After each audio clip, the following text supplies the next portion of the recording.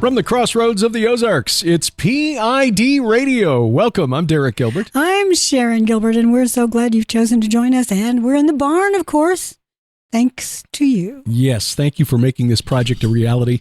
Build Barn Better. We are working out here. Still got some finishing touches, things on the walls and what have you, but it is now a functional, productive space, and we are really, really thankful for that. We really are. And many of you have continued to help out, and we so appreciate that because, as you might well guess, our expenses have gone up ever so slightly month by month because electric and all of those things. No, Grace, you're not going.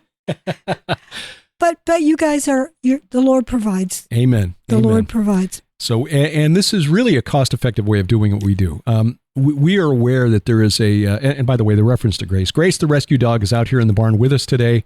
And she normally is really quiet. Yeah, but she got all revved up because the neighbor dogs from a quarter mile up the road were out checking out the stuff that we tossed out from the compost bucket.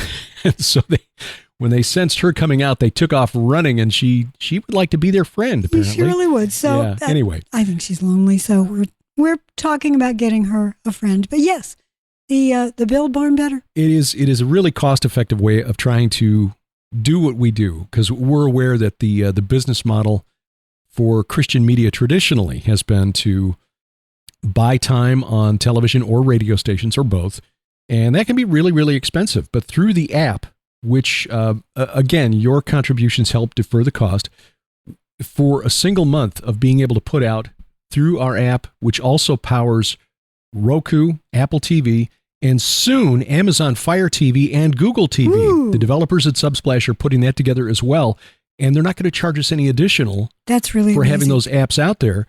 So the cost for this on a monthly basis is less than the cost of buying a 30-minute time slot on a local radio station. Yeah. Not much less television. The Lord is providing. He truly is, and He allows what we have to say, and we pray that it is edifying in most cases. Right. When it's not, that's on us. When it actually has value and merit, that's the Lord's voice speaking through us. But He's reached all over the world because of you.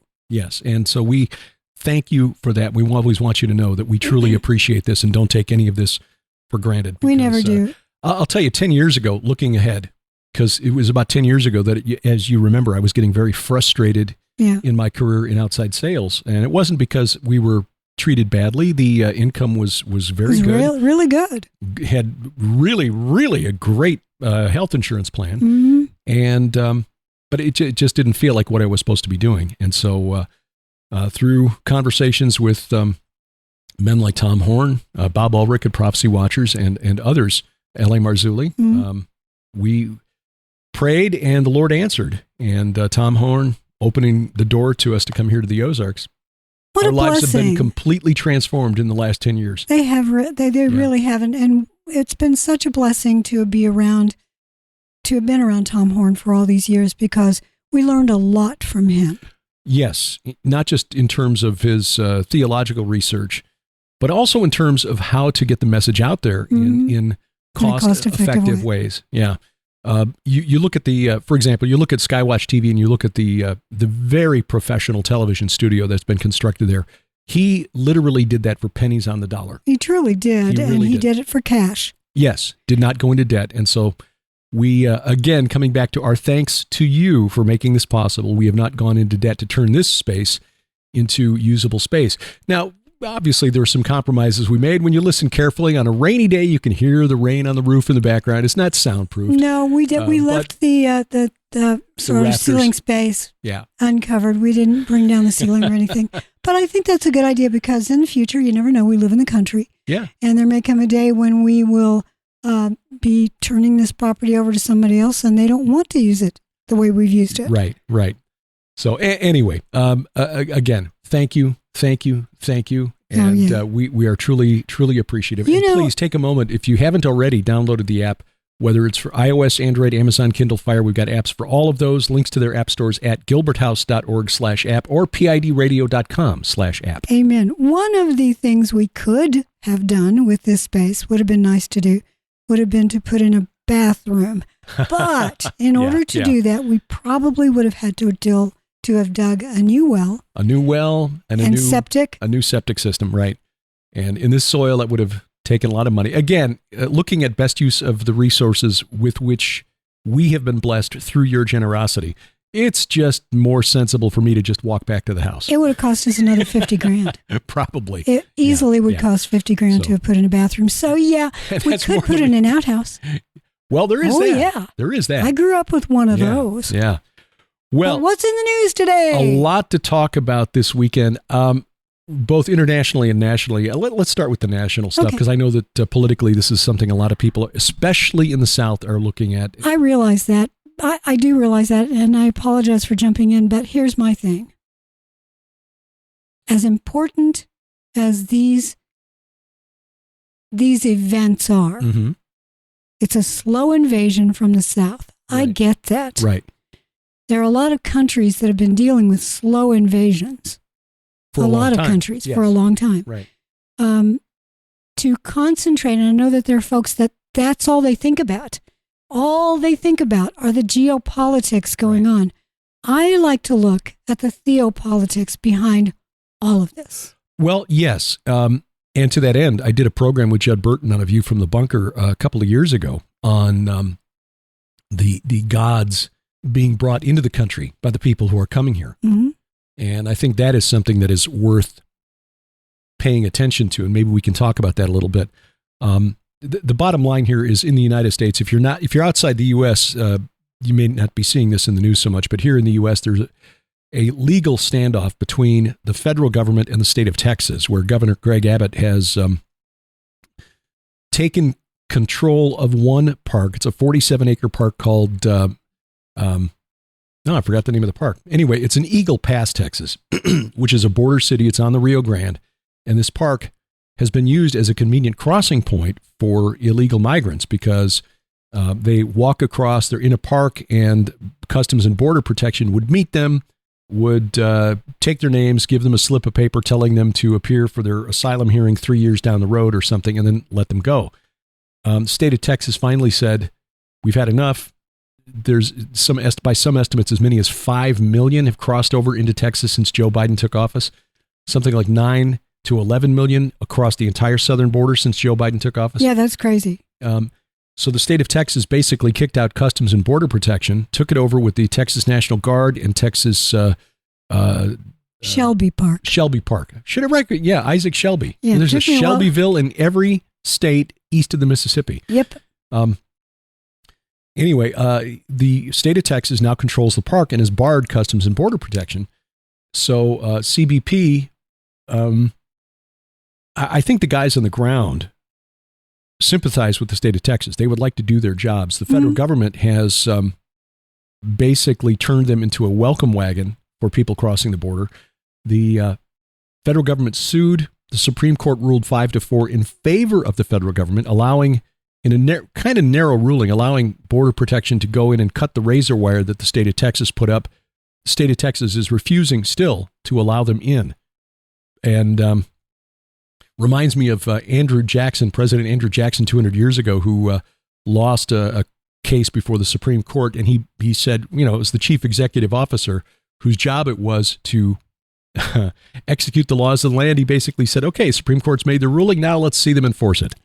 That's kind of where Texas is at right now. If you are not familiar with the 10th Amendment, you need to read it, because I think we're coming up on a 10th Amendment challenge. That's states' rights. Yeah. The way the Constitution, and this gets to a bigger issue in the United States, but a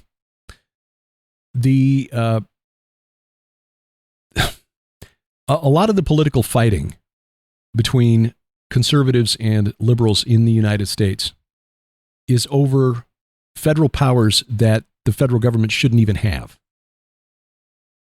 The federal government here in the United States, if it was truly constrained by the Constitution the way it should be, would not be allowed to do a lot of what it does. There's no constitutional basis for example, the federal income tax, the Department of Education, Department of Energy, Department of Homeland Security. A lot of things the federal government does. It's the Social Security system, Medicare. All of these things are not powers that are allotted to the federal government. And according to the Constitution, if it's not specifically allotted to the federal government, it's reserved to the states. But that's not how most of us think. That's true. That is so true. Now, the text of the 10th Amendment makes clear that any powers that are not specifically given to the federal government Mm-hmm. are reserved to those respective states. Mm-hmm. The original text says, quote, "The powers not delegated to the United States by the Constitution, nor prohibited by it to the states, are reserved to the states respectively or to the people." Problem there is that's all wiggle room language. It's very ambiguous. Well, yeah. When you say powers not delegated to, the power grab says they are delegated to us. Yeah, and that's how lawyers will justify it, and how they have justified it since, well... Since the very beginning. Since the very beginning, yeah. It really escalated during the American Civil War. Mm-hmm. Lincoln, considered one of our greatest presidents, but he violated the Constitution all over the place. But even going back to John Adams and the, what was that? There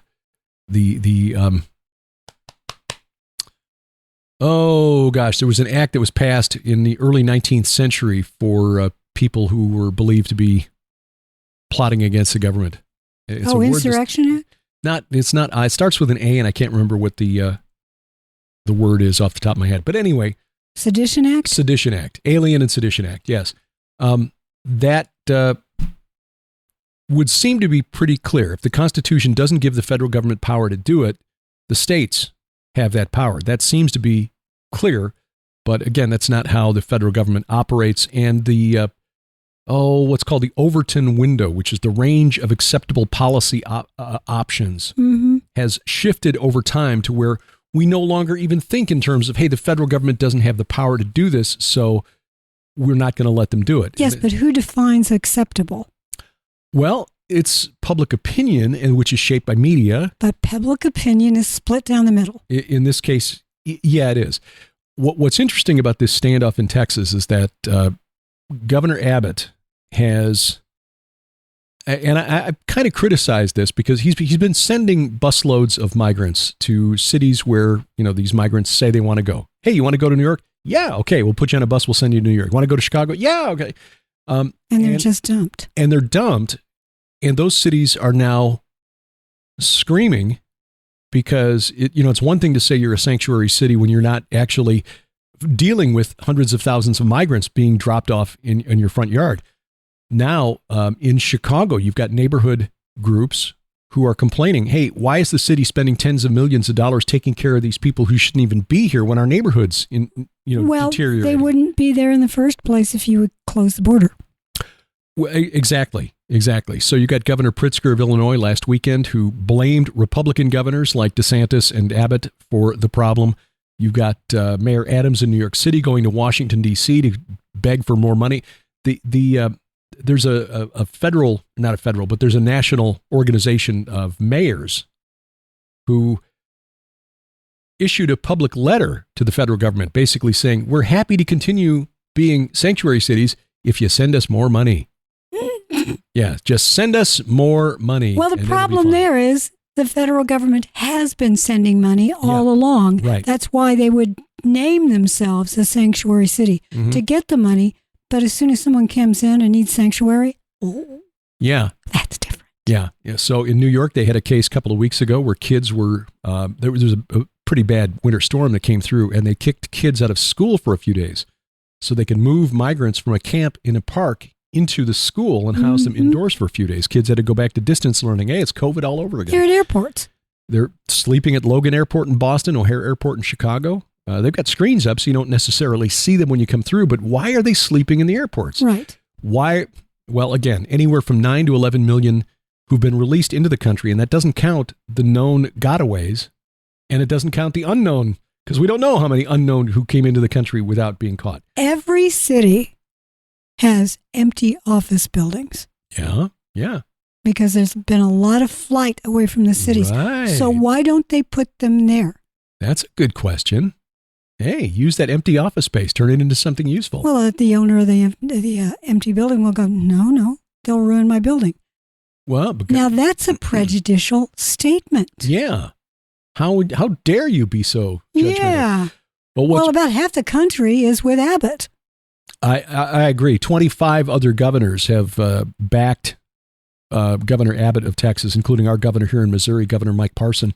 But basically all Republican governors have issued statements of support. And so far, as of the last time I checked, something like 10 other states have sent National Guard troops to Texas to help out with this.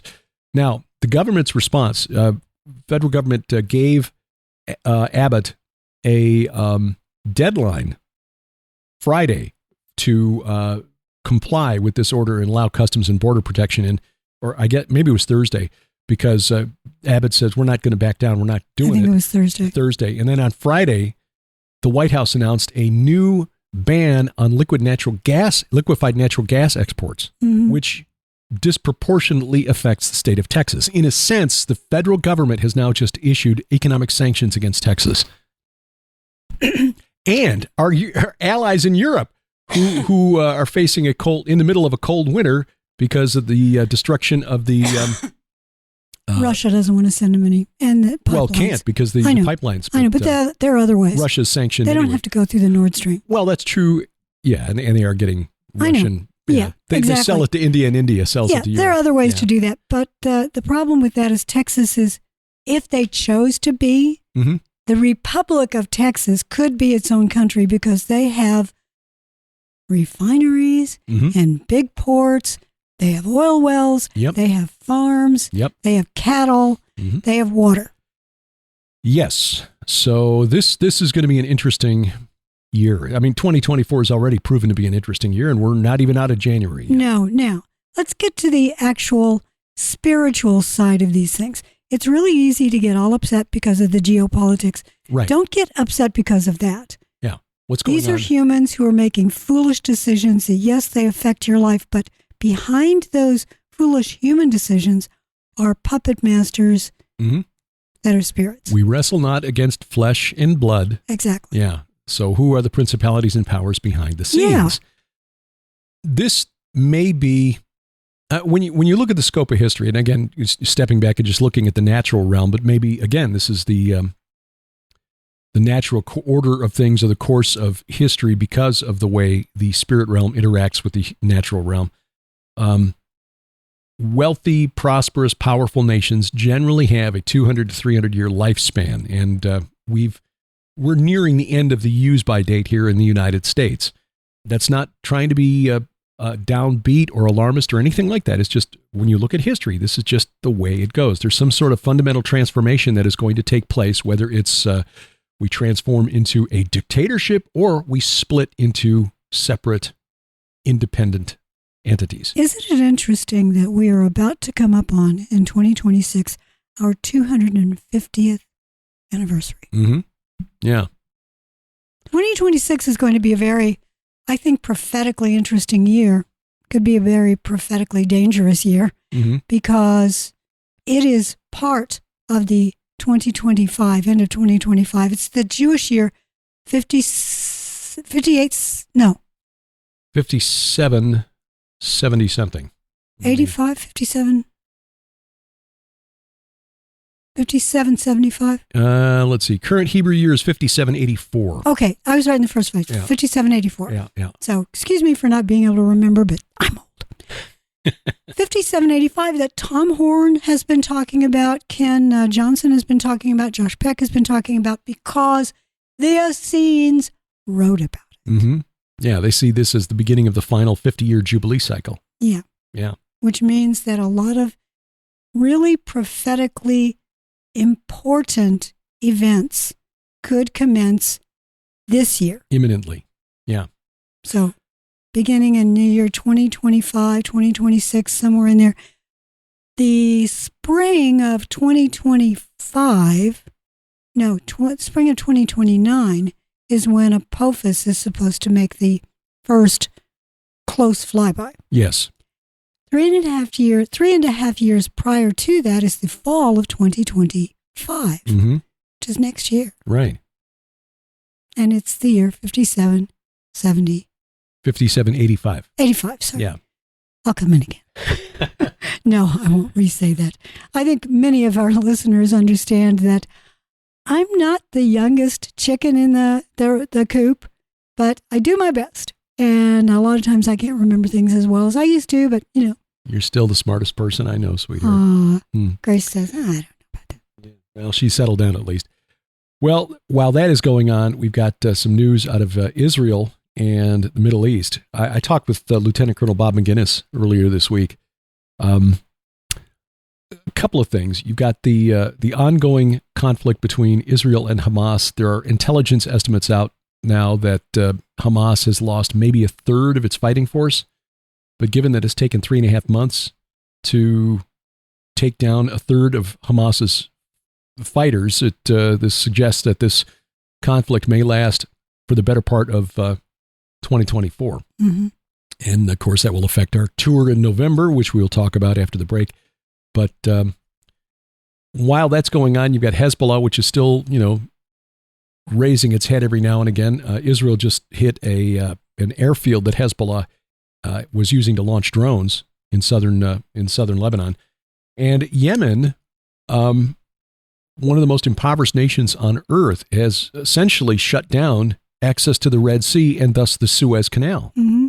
This affects trillions of dollars of trade annually. Mm-hmm. And the United States Navy, sadly, has been shown relatively impotent when it comes to dealing with this. We've been hitting sites in Yemen for a couple of weeks now, trying to take out their missile launching capabilities. And there was a British tanker that was hit, transporting naphtha, and it is on fire. Naphtha burns a long time. It does. This was the Marlin Luanda. It was hit in the Gulf of Aden before it even got through the Bab el-Mandeb Strait into the Red Sea. And there was a report that U.S. Navy escorting a couple of U.S.-owned and flagged container ships through the strait came under missile fire and turned around.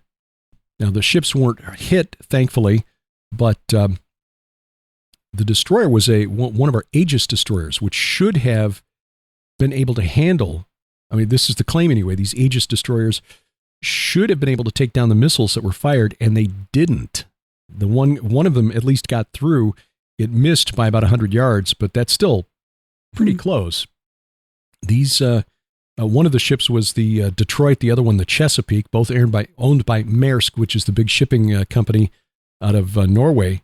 I thought Maersk wasn't going to send their ships through there anymore. Well, that was that's what they said about a week ago. That's what they said about a week ago, yeah.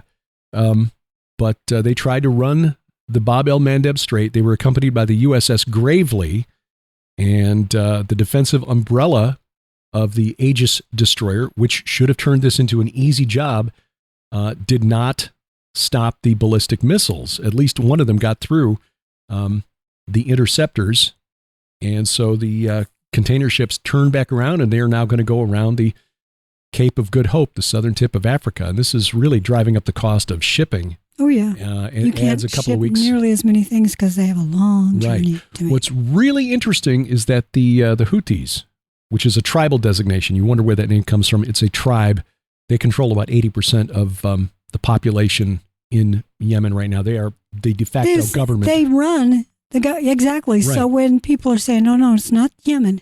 Yeah, it is. Yeah, because the official government is government in exile. Yeah. Government in the desert. They are allowing not just all ships owned and connected to Russia and China. They've now announced that they're going to allow Saudi tankers to go through. Like, wait, what? Because the Saudis and the Houthis have been fighting for a long time. It was a proxy war between the Sunni Kingdom of Saudi Arabia and the Shia Republic of Iran. Yes, and the U.S., I think, just agreed to sell some jets to Saudi Arabia. I think you're right about that, but No, my point there is that we are arming Saudi Arabia in this war. Do you think Iran is going to look at that news and go, oh, fine by us? Yeah, but what's really weird about this, and this is one of the things I talked to Bob McGinnis about, and also Dr. Timothy Furnish for tomorrow night's View from the Bunker, because you've got the great Sunni power on the one hand, Saudi Arabia, and the great Shia power on the other, Iran, who have been enemies because of their Sunni-Shia split for about 1,200 years. But both of them were admitted on January 1st into BRICS. Mm-hmm. Brazil, Russia, India, China, South Africa, now including Saudi Arabia, Egypt, the UAE, and Iran. The enemy of my enemy. Enemy of my enemy. But who's the enemy of the enemy? Because the Iranians are backing the proxies that are attacking Israel, Hamas, Hezbollah, and the Houthis in Yemen. The Saudis are, well, they would like to, restore relations with Israel because Israel's got a really robust high-tech industry that the Saudis would like to take advantage of, but they can't do it publicly because most of the Saudi public hates Israel. Yeah. So the Shias in Yemen are saying, okay, we'll let the Saudi tankers go through. What kind of a deal was reached there? And again, getting back into the spirit realm aspect of all this, how do these principalities and powers line up there? And has the United States essentially been neutered in this whole struggle? Well, two things. One, I think that the symbol of the United States right now truly is not exactly robust. Biden. But I was wrong. It is not the U.S. that is going to send planes. It's the U.K. Oh, the UK, the typhoons. Right. Okay, I did see that. Yeah. Now, but the U.S. just sold planes, or just agreed to sell planes to Turkey and to Greece. They are enemies. They both squabble over parts of Cyprus. But Erdogan, just a few days ago, said, okay, Sweden can be part of NATO. Fine with me. I'll sign the document. He's been angling to get those planes from the U.S. for a long time. And finally, I think that was part of the sweet, sweet deal. Right. So Sweden will be allowed into NATO. Which and that makes you wonder too what Erdogan and Putin worked out behind the scenes, because Putin did not want Sweden or any of the Nordic nations to be part of because NATO. They're very, very close. Right. They share land masses practically. Right. So Turkey was holding up Sweden's application. Did the Swedes agree to turn over some of the guys that the Turks claim are terrorists that are being harbored in Sweden? I don't know. But certainly getting the F-16 deal probably contributed to Turkey's decision to allow Sweden into NATO. Okay, before we go to the break, overall, we sum up. Overall, we're seeing people groups shifting throughout the world through immigration, call it legal, illegal. People are moving. Spirits are moving with them. Yep. We also see wars and rumors of wars. We see armaments going from this nation to that nation. We see the lining up of factions. In some cases, it seems to be an uneasy faction, but still, okay, I'll work with you to go against this enemy that we have in common. Spiritually speaking, we're watching Inanna build her worldwide kingdom through a lot of various means, through climate change, through warfare, through healthcare. Yep. And I do mean that, through healthcare. In case you think I'm crazy, no, it's through healthcare. Put healthcare in quotes. In air quotes, yeah. And through a lot of other means, and even religiously. And how do you do that? You force agreement amongst religious factions by presenting them with a common enemy. And I say this on today being International Holocaust Remembrance Day. Anti-Semitism is really just hockey stick measurement on the rise. And I think we're seeing that because Inanna wants to cause that. Remember, the Lord said that Jerusalem would become a stumbling block, but also a trembling cup of trembling. The actual word there is threshing floor or threshold. Yeah. Well, they are related. This idea of judgment, you pass from one place to the other. That's what you do on the threshing floor. Boundary, liminal zone. Liminal boundary, Yeah. exactly. Jerusalem is, spiritually speaking, becoming a liminal boundary for the entire world. And if they're either in or out. Mm-hmm. You're And with most us of or the you're world against us. wants to be against them. They want to be out. Yeah. No, I think you're right. I think that's, we can talk a little bit more about that too, because I think Molech is part of that as well. Molech and Inanna. Mm-hmm.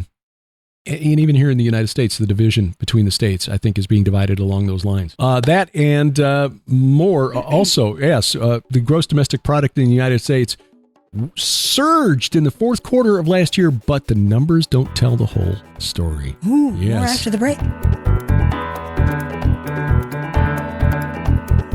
Sharon and I really appreciate your support, and that's why every single month we want to make a special offer available to you at the Gilbert House store. And now that we're into the holidays, we're offering extra specials. We really are. You know, last year we had some holiday specials that people just really enjoyed getting. Lots and lots of you went and ordered there, and we thank you for that.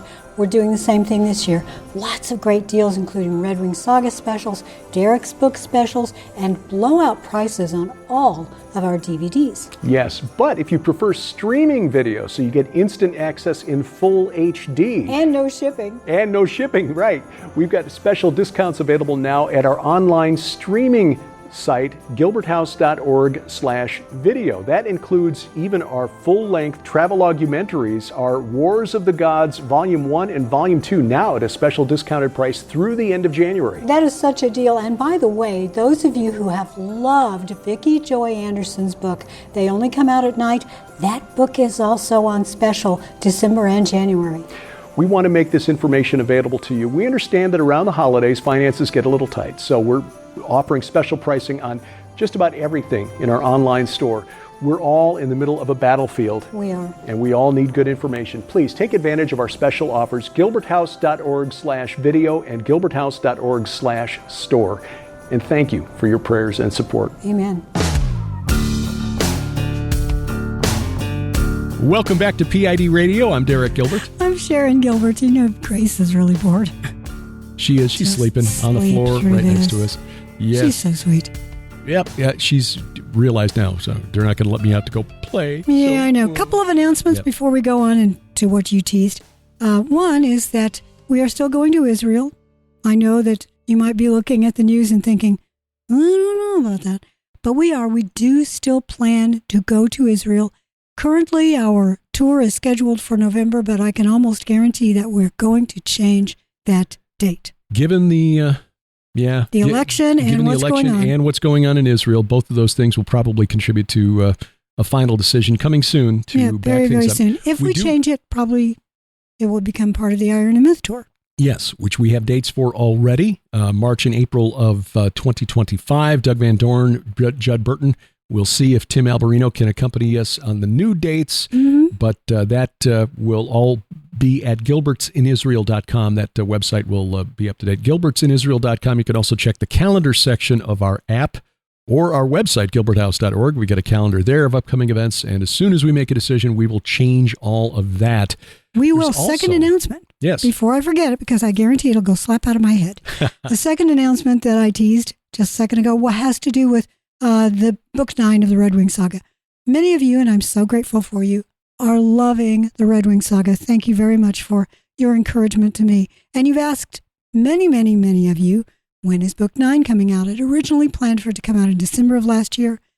Had to delay that because we found out about that same time, as I was really getting close to about 85% into the manuscript, that Defender wants our manuscript done for the Gates of Hell by March 15. Yep. We thought we had probably all of this year. Nope, March 15. Yep. So we have put everything else on the side. We're only concentrating on that now, as well as the daily things we do. But we have the cover. The cover Yes. art, which Oh. is very inspiring. Jeffrey Martis is a genius. He is, absolutely. So that's the update on the written projects. The other thing I wanted to talk about regarding Israel is the possibility of what's being described as a solidarity mission tour. Mm-hmm. Lipkin Tours has approached us with the possibility of organizing a solidarity mission with Israel. This would be a small tour, 6 nights, 7 days, 20 to 30 people only, and visiting a kibbutz down in the south. This would be an area that's been cleared by the IDF. It is now secure and safe. Also visiting the town of Sderot, which even before October 7th would come under periodic missile attack. People were always like 30 seconds away from a shelter and had to know when the siren goes. You just drop everything and run. Yeah. So the itinerary would include things like visiting Sderot, visiting one of the kibbutzim that was hit by Hamas. This to just bear witness and pay respect to those who fell, to see with your own eyes what actually took place. Visiting the site of the Nova Music Festival. Yeah, that is exactly where this first attack happened, and where those young people were attacked, were killed, or taken captive. And of course, the Hamas terrorists, because that's what they are, spread out from there. Yeah. There would also be a visit to Hostage Square in Tel Aviv, where the 136 who are still being held in Gaza are being remembered.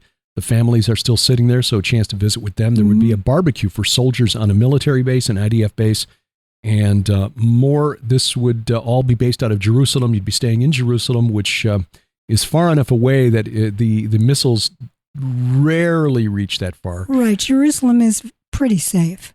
Yeah. So if this is something that you would be interested in, please let us know. You can send me an email, derek@gilberthouse.org, D-E-R-E-K, derek@gilberthouse.org.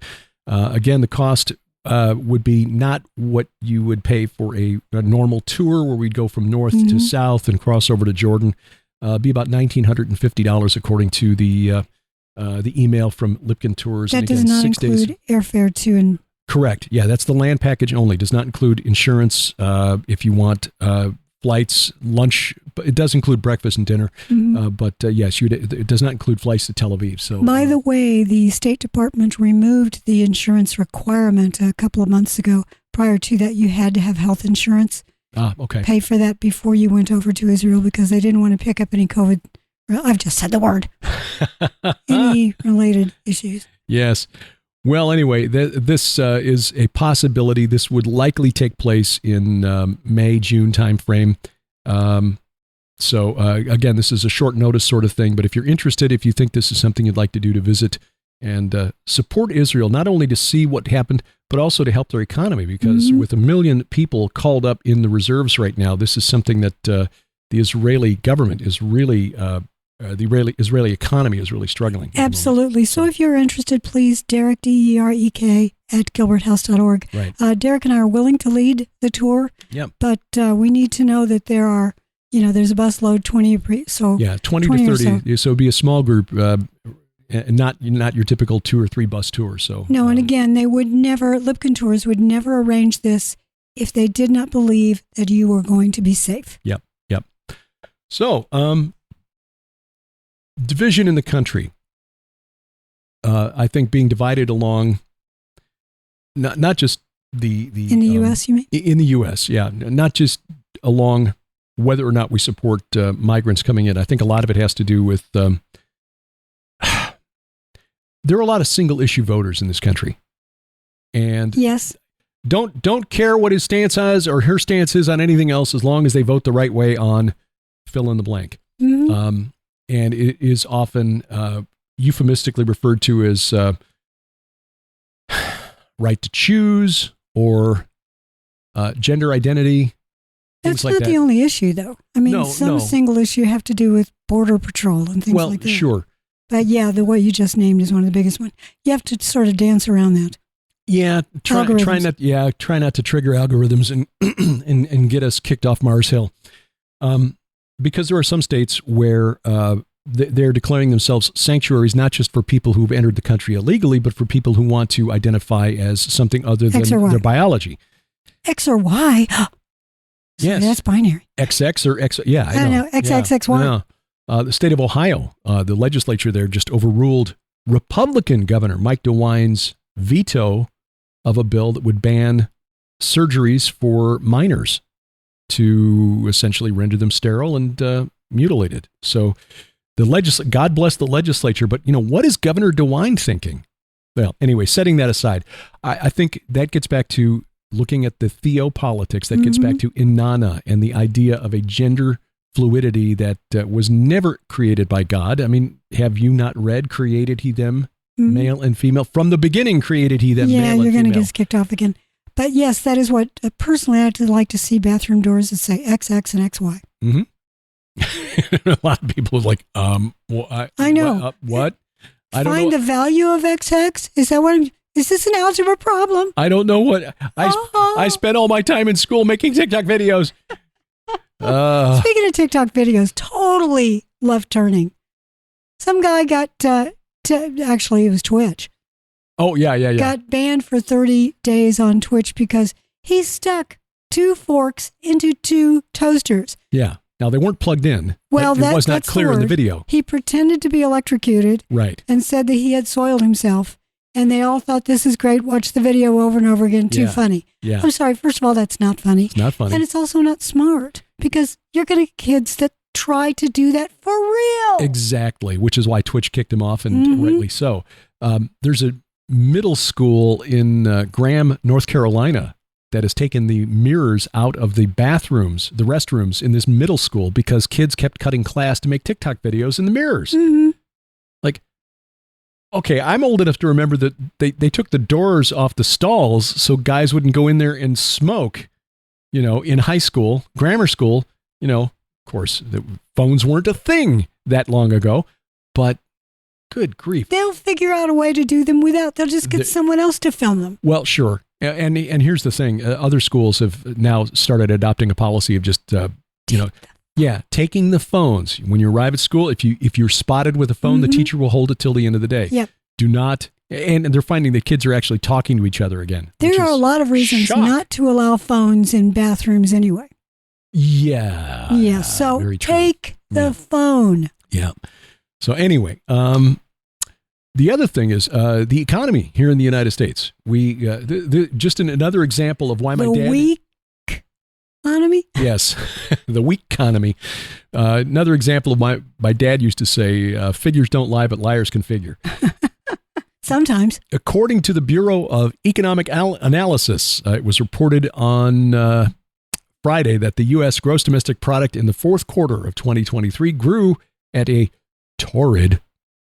Torrid? Yeah, like that word? Torrid? Cup of trembling torridness? Torrid, yes. Torridity? A torrid 3.3% pace, which was much higher than the consensus estimate of economists who thought the economy, the GDP growth would be around 2%. Hold on. Who measured this? Well, again, liars can figure. Bureau of Economic Analysis inside the Department of, Commerce Department, I guess. So 3.3%, this is great news, higher than the highest forecast coming out of Wall Street. And so the White House is doing a victory lap. Look at us. We're so great. The economy grew at 3.3% in the fourth quarter. This is so awesome. Look deeper. Look deeper. Figures don't lie, but liars can figure.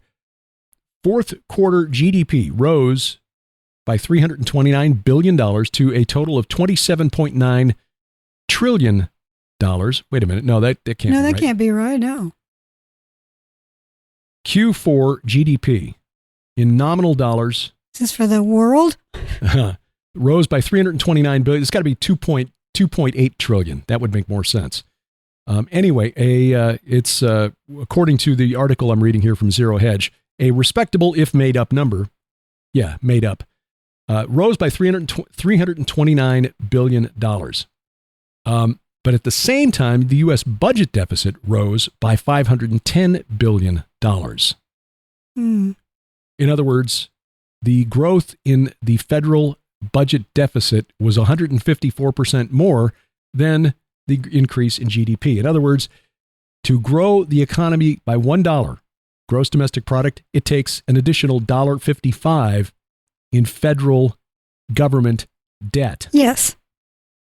And the printing press in Washington. Exactly. And if you add consumer debt, because we're putting a lot of things on cards these days, total $2.50 in debt to generate $1 in gross domestic product. This is unsustainable. I am telling you that we are coming upon a world reset.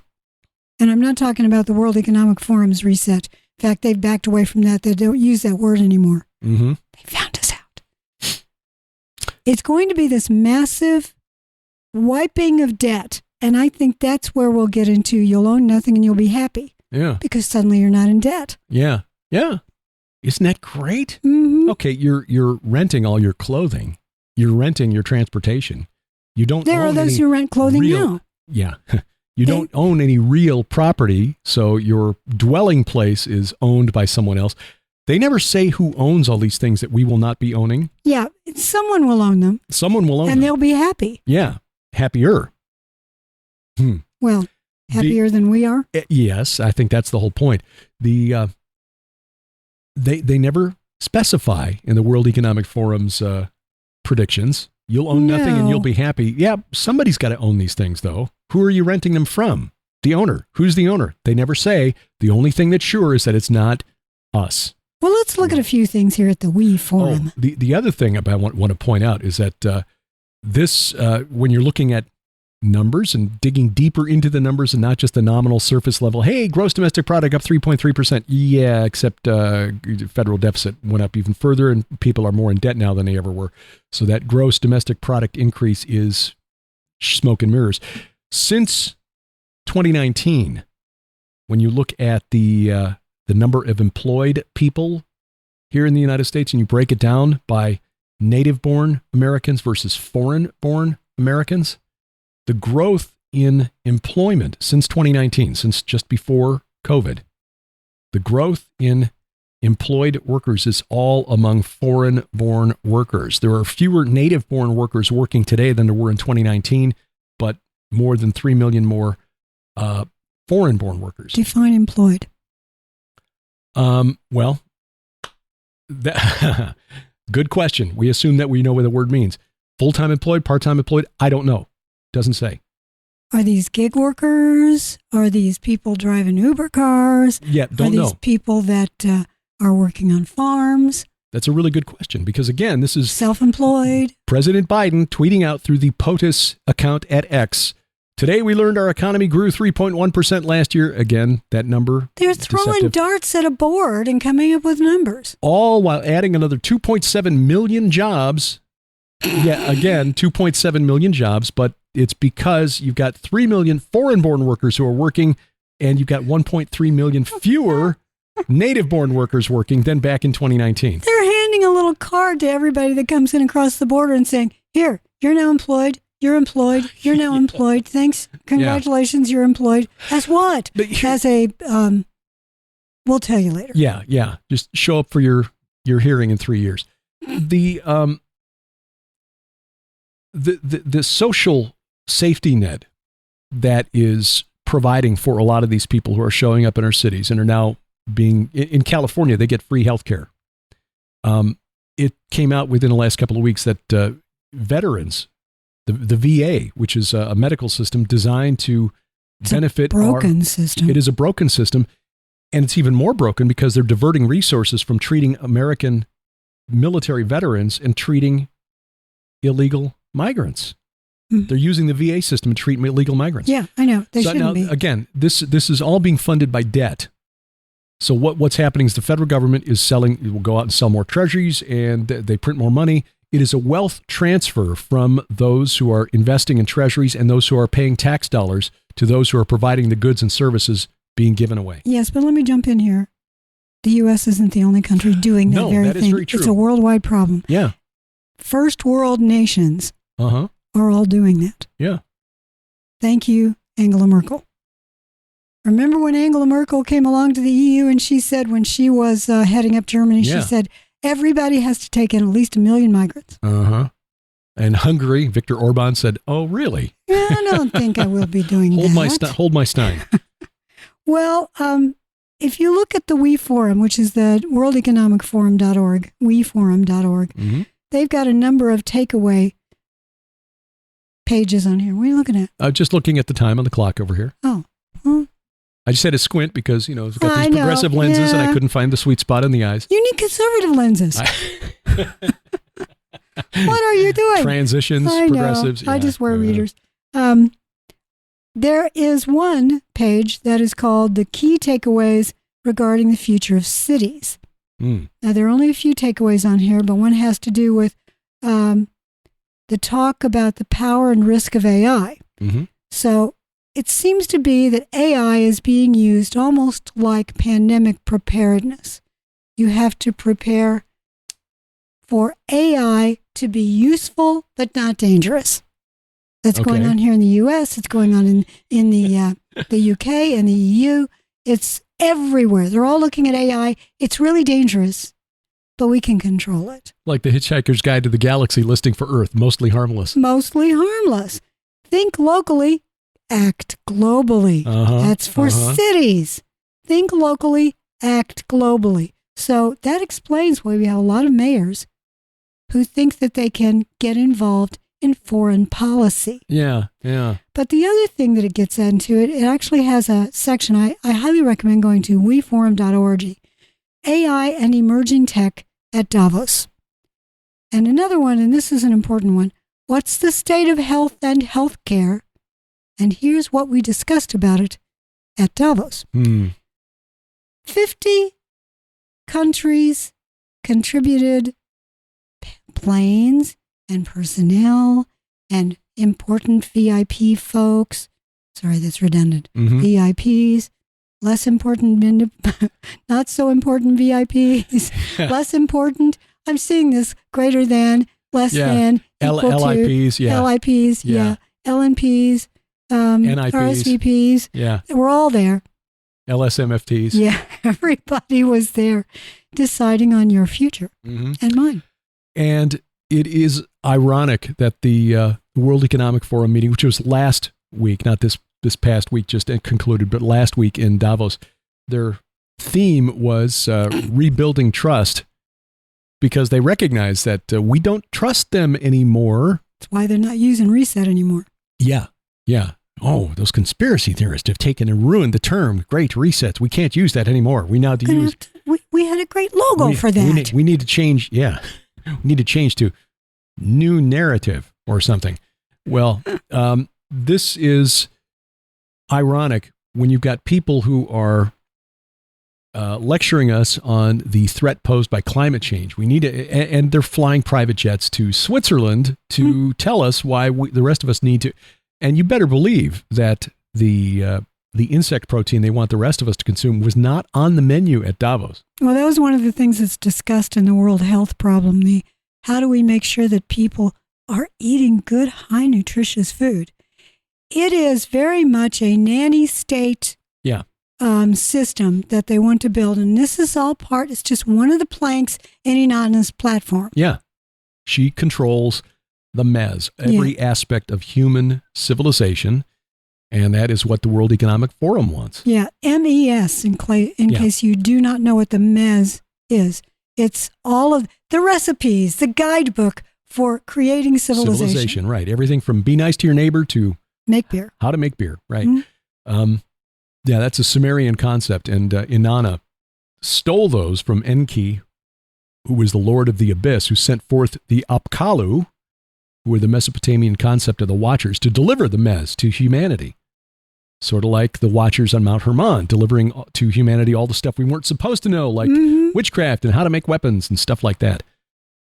Oh, Grace was looking very relaxed over there. It's going to fall off her bed. Yeah. This is so boring. I'm just going to roll over here. So the World Economic Forum, I think they recognize that we are on to them, which is why they're trying to change their terminology. But they we're wrestling with the concept of disease X. We talked about that last week's program.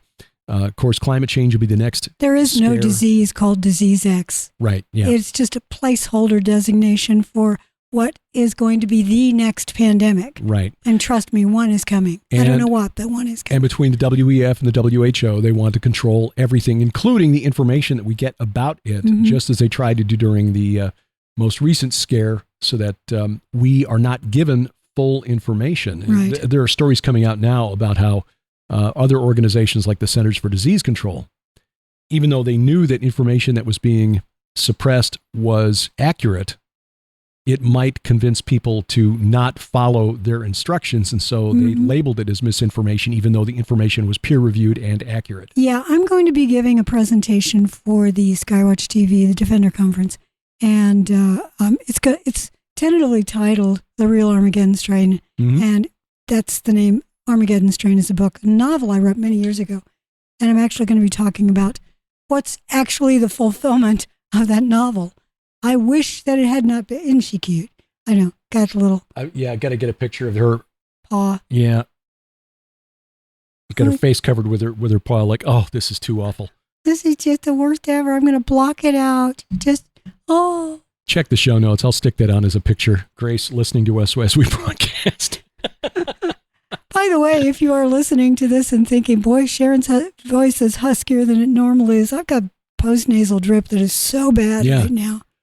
We've got a long growing season here in the Ozarks, and it's really weird that the postnasal drip is still continuing. I've been dealing with it too, because a week ago, we just had several days in a row of below zero temperatures. I know. I'm not really sure what is going on that's setting it off, but I'm not the only one. There are a lot of people talking about allergies right now. Well, Grace says it's not me. You're not allergic to dogs. No, actually, I'm not. Yeah, I'm not. But there must be a cat somewhere.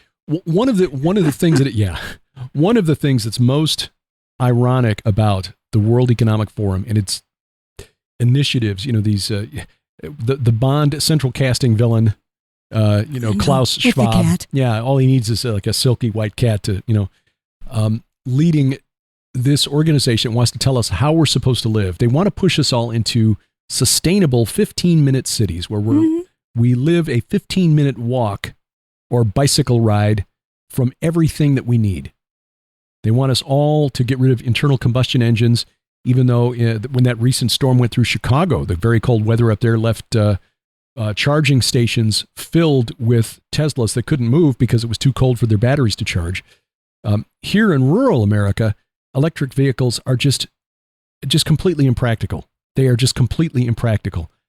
I can tell you, I have not seen but one Tesla here in the Ozarks since we moved here, and that was up in Springfield, where there are some charging stations. But you get outside the Springfield Metro, and electric vehicles are just a waste. But they showed us during the last round of lockdowns that we don't need to live in cities anymore because they told us all to stay home. It's like, hey, if I can work remotely, why am I living in this expensive, crime-ridden city instead of somewhere else? That actually works to their advantage. I know. They want everybody in cities so they can control them better. But if you control people at home, they don't need to be in a city. Except that we still have to drive around to get places. And part of their push to get us into cities is to get us away from vehicles. I realize that. I do realize eliminate that. Our mobility. You don't need a vehicle at all if you just get to stay home. The only vehicles required are those that deliver things to your door. Get that? I have found a paper at weforum.org that I think is really, that title and the content just cracks me up. I've talked many times about the perpetual motion printing machine when it comes to economics. Right, yeah. Keynesian economics requires a perpetual motion economic device of some kind. The more you spend, the more you have. Right. That's perpetual motion. We just spend the money into existence. Yeah. The title of this is Circular Transformation of Industries. Okay. Unveiling the transformative potential of circularity in industry. Circularity. By examining 3 distinct archetypes of circular value creation, this paper offers valuable insights into collaborative approaches that facilitate the exchange of knowledge, information, and circular material and products. Real-life examples serve as an inspiration to encourage executives to explore the power of partnerships. Partnerships.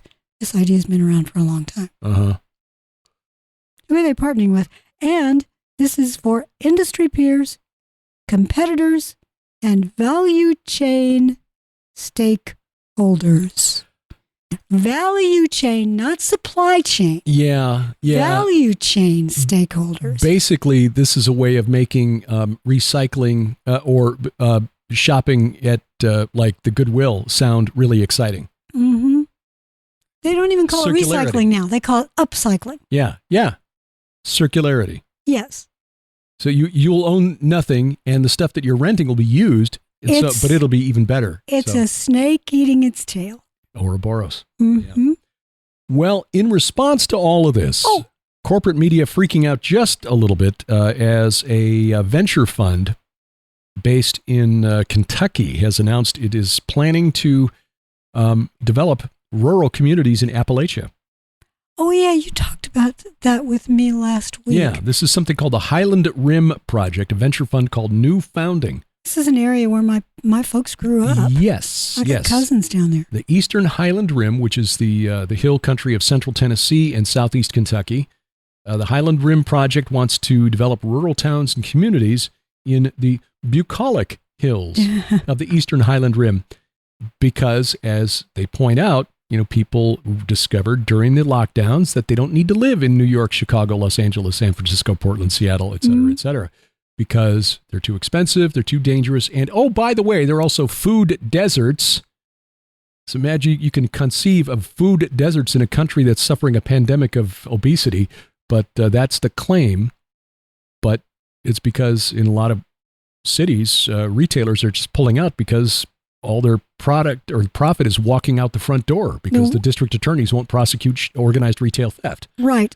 Well, so, here's the thing. Most of these small towns, and that's usually what's in that region, small towns, they've almost all of them got a dollar store. Yeah. The problem with any store, doesn't matter who owns it, is supply chain. Not value chain. Supply chain. Supply chain. Correct. It's generally a 3-day window. And once the 3 days is gone, whatever emergency extends past 3 days, no more food, no more supply. Right. Well, if you got people who are living more independently in rural areas where you're growing some of your own or just stockpiling more because you can't depend on the 3-day supply chain, I mean, the kind of preparedness that we are trying to rediscover here in 21st century America is what our great-grandparents, our grandparents called life. When my grandparents in the middle of North Dakota, were coming into the winter season, they knew they had to have a couple of freezers full of stuff because you might go days before the snow got, allowed stuff to get through. I know. Look, I'm raising my hand because you always, when you talk about this, because you didn't experience it, this is how I grew up. Yeah, I know. I grew up in the city. Parents, grandparents, nothing. This is how I grew up. We had a huge garden. We canned food. Dad would go out during the summer or during the hunting season. He would get deer. He would get squirrel. He would get rabbits, whatever he could. We would slaughter pigs. We would kill chickens. And we had freezers full of food. We provided for ourselves. Yep. Well, that wasn't a thing in Chicago. I know. I realize that. It's just, I laugh because I'm thinking, boy, you really didn't. That's exactly what I grew up with. It was normal. Yeah. That needs to become normal again. It does. Yeah, but the World Economic Forum doesn't want that because if we are not dependent on the supply chain, which means on them, then we are not as pliable. We are not compliant. Yeah. So, well, I don't want to be compliant, not with the World Economic Forum. Comply with our king. Yes. We are part of a kingdom. That's the takeaway here. All of these things, yes, they're important to know because P.I.D. radio stands for Peering into Darkness, looking into a glass darkly, trying to understand the spirit realm. Yep. That's what that's talking about. Right. Trying to understand the spirit realm, the good and the bad. Hi, Grace. Grace has emerged from under the desk. Must be time. Yes, getting close to the 1 hour mark. But the bottom line is we're part of a kingdom. Yeah. And our mission is very simple. Make disciples of all nations and baptize them in the name of the Father, the Son, and the Holy Spirit. Exactly. Declaration of victory over the prisoners in the abyss. Exactly. Yeah. And one way to reach those prisoners is to answer the questions they ask. Yeah. And it may not be a question that you know the answer to right now. So try to find it out. Some of those questions are ghosts real? I've heard about UFOs. Are those things real? Should I be taking these drugs? I don't have any money. What do I do? Yeah. There are life questions that are esoteric. Some are not. Some are very material and basic. Our Lord met the basic needs, and then he preached. Yep. Yeah. And sadly, a lot of liberal theology ignores the fact that one of the things he kept preaching most often was repent, for the kingdom of heaven is near. Mm-hmm. Yeah. Yep. And it is we live within that unseen kingdom. The king is coming back. Yeah. None of us is right. There is none righteous, no, not one. But we are covered by his blood. And, amen. Praise the Lord for that. We are thankful for his sacrifice. We are indeed. Well, tomorrow morning we're going to have, of course, the Gilbert House Fellowship. And tomorrow night, Dr. Timothy Furnish talks about Islam and Armageddon, sort of. An important program. Yeah. He understands Islamic eschatology and Islamic theology, so he can break down the difference between Sunni and Shia, and then inside those groups. He has a PhD in Islamic eschatology, right. So he is one to listen to, and that'll be tomorrow night, 7 p.m. Central Time on at vftb.net, but also on our app and our Roku channel and our Apple TV channel. Download the app. That's the bottom line. Download the app. Until next time, I'm Derek Gilbert. I'm Sharon Gilbert, and for Grace Gilbert. Bye-bye, everybody. P.I.D. Radio is produced by Gilbert House and released under Creative Commons Attribution Non-Commercial No Derivatives 4.0 International License. Follow us online, Twitter @P.I.D. Radio, or the P.I.D. Radio page at Facebook. Join us each week for our online Bible study, the Gilbert House Fellowship, online at gilberthouse.org.